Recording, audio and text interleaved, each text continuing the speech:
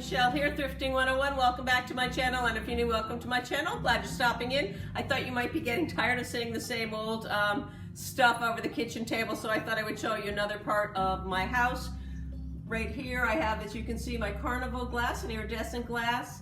Here's mostly pottery, a few things thrown in, and this I like to call my porcelain shelf. Now let's get to the video.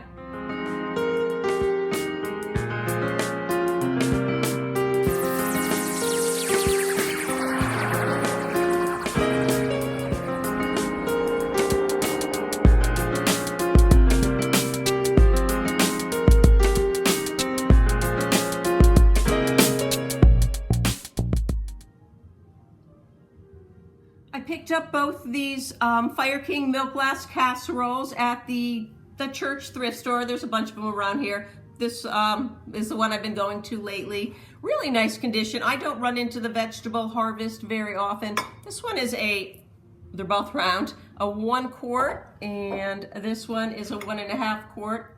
They're in really nice shapes. This one needs a little cleaning, but the graphics are great. They're 1970s, probably one of the last patterns that Fire King did. Fire King, of course, is a division of Anchor Hocking. Fire King dates from 1942 to 1976, and they were out of Lancaster, Ohio. I'm going to ask, not a whole lot, about $15 for the both of them.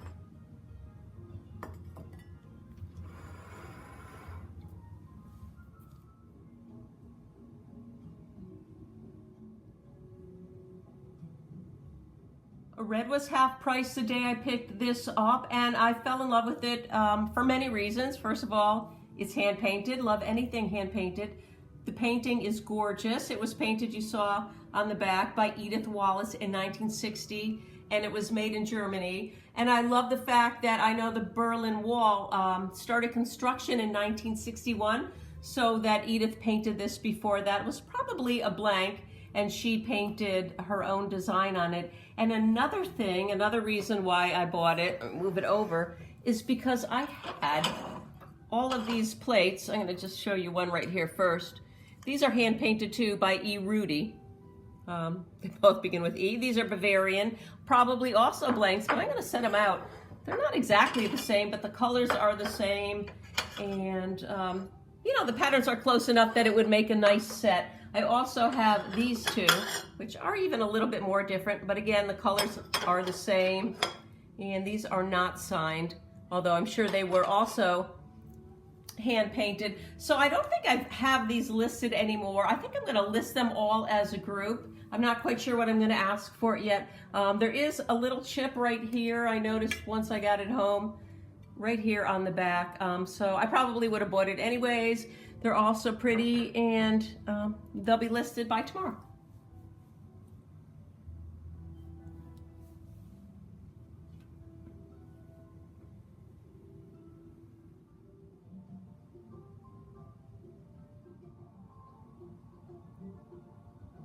Been finding a lot of Princess House Fantasia lately, and that's a good thing because I love the pattern. I actually got these in 2 different places. They are 1 1/4 oval casseroles, and you can see they have a frosted top to them. They're tempered, and you can temperware, which means you could put them in the oven, but it says right on the lid here, not the broiler, so don't put them in the broiler. This one here has never been used. You can see that. I actually got 2 of them for $2.99 at Salvation Army, and then I think it was after I purchased these, I went to the Goodwill and saw one there with a $5.99 sticker on it. I was like, ah. But I did pick it up anyways because they're really good sellers. They're great little casseroles. I think I'm going to sell them individually and ask about $14 each for them. They are 10-inch tab to tab.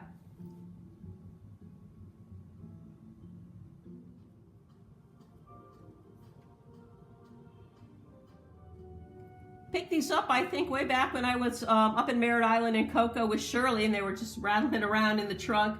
Pulled them out. They are Buffalo China restaurant ware in the Loon ware line. Loon was a whole dinnerware line that Buffalo China made. Actually, Buffalo China started out as Buffalo Pottery back in 1901, started by John D. Larkin, and became Buffalo China in 1956. I believe the Blue Loon ware line went into production in the early part of the 1900s, And the back stamp you see here, it dates these to the 40s to the 60s, and the really popular sellers loon is, and I'm going to ask $30 for the set of 6.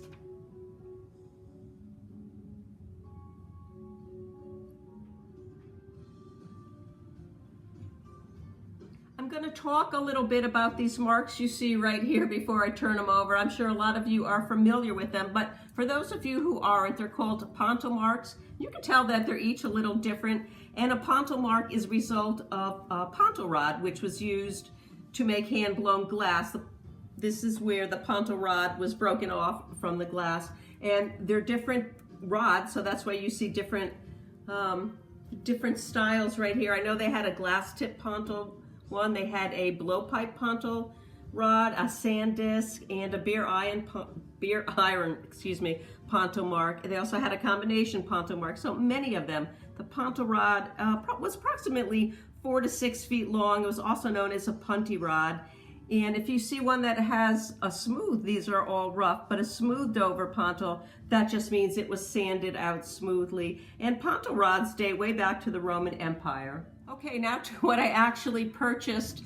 I just like all the different colors, and I actually bought them all in different places. Paid $1 for the pitcher, $1 for the crackle green, and this was half price, so I paid a little more than that, $2.50 for it. But it's in really nice condition.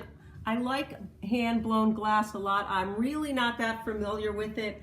I know a lot of companies made it. Blanco made it, Cambridge, many companies made it. So I'm not even gonna get into who made any of these. That's just not my thing. I just think they're really pretty. I'm gonna sell them off as a lot and probably ask $25 for it. Maybe somebody will know more about that than I do. I can tell you a little bit about how the crackle glass is made, and it was made by blowing molten glass into a small little bulb and then treating the surface by rolling it on something suitable and quickly dipping it into cold water, therefore creating the crackle.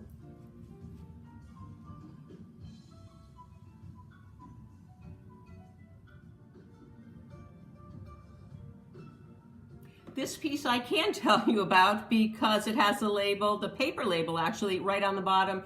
And if you've been with me for a really long time and have a good memory, this is my piece, and you'll remember I bought this way back when for $1, and it had a stopper on it. Never had a piece of Blanco before, so I did a lot of research and people out there helped me out on it. And it turned out that the stopper I had was not part of this. This is actually a vase.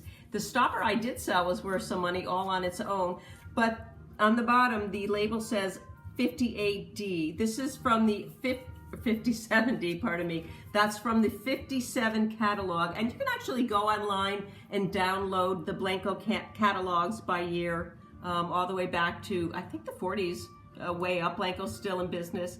Anyway, this is an amethyst mini vase. It does have a tiny little chip on it, unfortunately, but with the label, I still think they're worth some money, and I think I'm finally ready to put it up for sale. I think I'm going to ask about $50 for it and see if it's worth that. I can tell you that Blanco was family owned and operated since 1893 out of Milton, West Virginia. And actually, they've been in Wilton, West Virginia since 1921. And usually you'll see that Blanco is acid etched on the bottom, or just comes with a label, as this one just did. If this didn't have the label, it would have taken me a lot longer to research it. But I am going to list it. Like I said, I'm going to ask $50 and see if it's worth it.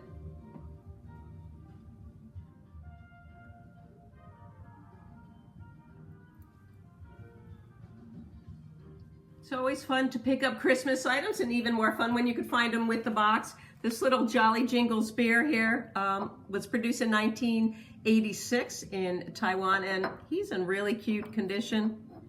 They sell for, I paid 99 cents for it. Turn him back around again so you can see what good shape he's in. Cute little red fabric bow there. They sell for about $4, and that's what I'll be asking for this one.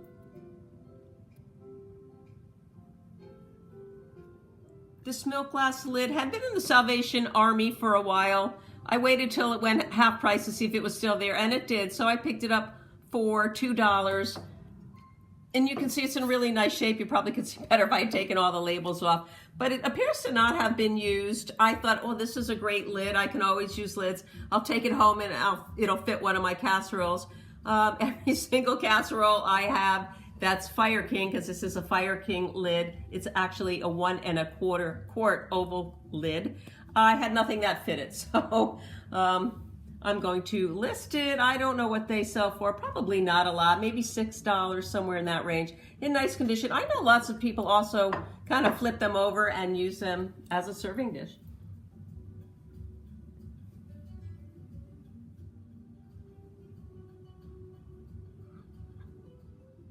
This is my personal collection of ionized aluminum pieces. And if you can see right here, this says 329.17. So that's how long I've had them sitting on my counter, still with the labels on them, so I haven't used them. I thought maybe it was time to pass them on to somebody who would really use them and appreciate them. I have 1, 2, 3, 4, 5 color craft. I have 2 that I got, I think I paid 99 cents each, right around the same time, from the Goodwill. They are not marked on the bottom. And then I'm throwing in my pitcher, which I've had for quite some time. And I'm gonna sell it off as a set, I think, for about $40. I've been doing some cleaning up here. Aluminum tumblers and aluminum utensils and plates were really popular back in the 50s and 60s. They were kind of made for outdoor barbecue living, which was really big back then. And they were anodized, which all these are, which simply means it increased the thickness of the oxide layer on the metallic parts, which they're all metallic, making them not only unbreakable, which they'd probably be unbreakable without being anodized anyways, but also rust resistant and just perfect for barbecuing. And that's what people used them for then, and I think people still do. So again, it's my set. I'm going to sell the set off, a set of 8 for about $40.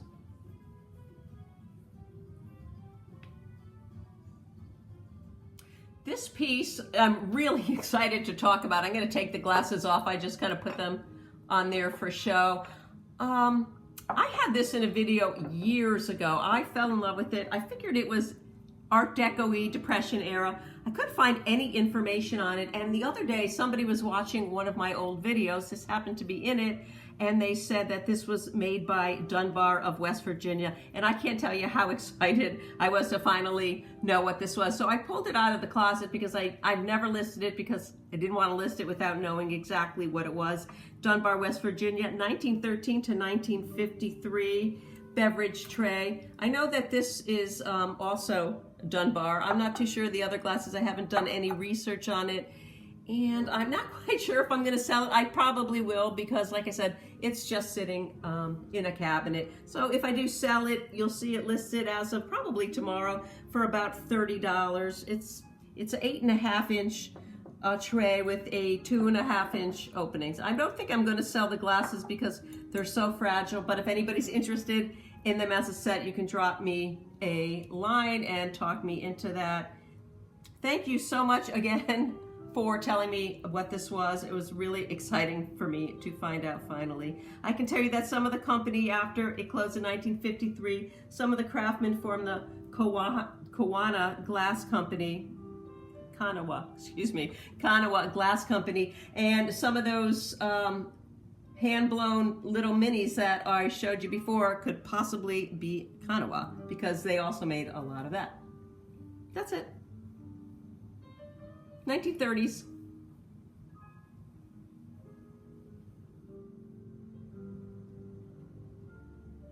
I picked up this Fiestaware mug in my favorite color with the Tom and Jerry ring. That's what that's called here, for $1.99, which, you know, isn't cheap.